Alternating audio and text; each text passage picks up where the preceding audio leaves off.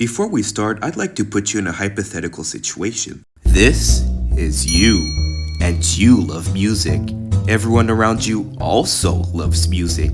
Even the grumpiest guy you may know may break dance to some hip hop when no one's watching. There's music that can basically resonate with any kind of person you're thinking of, and that inspires you to have a cultural impact and make your own music.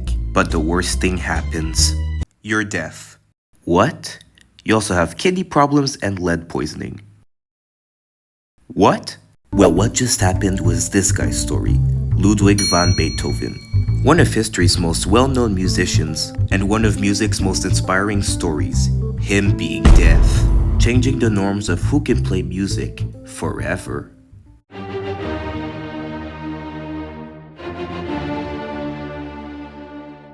This story starts in the early 1770s, when Beethoven looked like this. As a child, he was immediately forced by his father to play music. Alright son, you're gonna be the next Mozart and make me a lot of money. Okay, papa. And if you don't, I'll beat the crap out of you. He played the violin and was horrible. He tried the piano and kept missing all the keys. This enraged his father, who punished him severely. However, Beethoven got better really fast and composed an early version of his first song ever, Symphony No. 1, impressing a lot of people and making him money. This made his father happy, but still got drunk and punished him severely. Around 1792, Beethoven's father had passed away. He was around 22 during that time, and he did not care for his father's death and moved from Germany to Vienna, Austria to learn from competent teachers, such as Joseph Haydn, his main teacher and the one who taught him how to do composition. Also, he wasn't really fond of him. He also had another teacher who taught him counterpoint and harmony, and his name was, hopefully I get this right, Johann Georg Albrechtsberger. And unlike Haydn, he was very fond of him. His last teacher was Antonio Salieri, who taught him how to put vocals in music. However, we don't know much about the relationship, but it's still worth mentioning. After being taught everything he knew, his music was celebrated among all Austrian citizens, even being recognized by Prince Karl Lichnowsky and other Austrian nobility. Welp, my music is making me popular, I should go celebrate. Hey Rick, I would like some of your cheapest wine. Sure, but I must yoink. Sir, wine back then used to I can't hear you.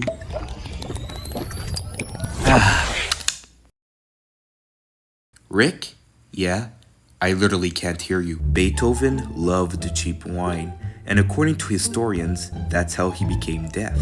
Because back then, cheap wine used to be made with a special ingredient called lead, which not only gave him hearing loss, but also kidney problems, ultimately leading him to depression. He wrote a book to his brothers about how sad and unfulfilled he felt, even considering suicide. But there was one thing that stopped him, one thing that filled him with determination, his love for art. So he came up with one resolve that would change his life forever. The resolve to seize fate by the throat. And seized it, he did. In order to play music again, Beethoven had to get creative, so he used these three things to help him. First was his prior music knowledge, which he already knew a lot, so that was easy for him. He had to put it in action, however, with his famous ear trumpet, which was his temporary solution. It basically consisted of putting a mini trumpet in your ear so it would funnel any kind of sound into your ear. This worked until he became fully deaf and had to resort to his permanent solution, the metal rod. He put a metal rod to his teeth, placed it on the piano so whenever he played, he would feel the vibrations.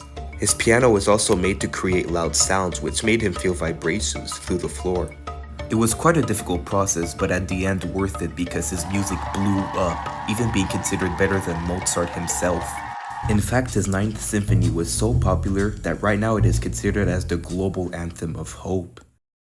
His final moments took place on March 26, 1827, when he was about 56 years old, on his deathbed, thinking about his fulfilling life. He was told that his publisher was going to gift him 12 bottles of wine, but in his response and what are considered to be his last words, he replied, what a pity, too late," and passed away along with his legacy. Does that mean I can have the wine? Dude! Uncool. His death wasn't in vain, having inspired multiple successors who were moved by his works, also leaving a huge impact on modern pop culture, making multiple movies about him, having movies that used his music, such as Die Hard, and even inspiring fictional characters such as Schroeder from the Peanuts. But his biggest impact was the message he left, the message of not giving up even if you had made a mistake or not having enough resources. If it's something that gives you passion, you should do anything in order to achieve it. And to the people who are watching this now, I just want to say, you're doing alright. I know life may seem hard, but with a bit of adaptability, creativity, and determination, you can be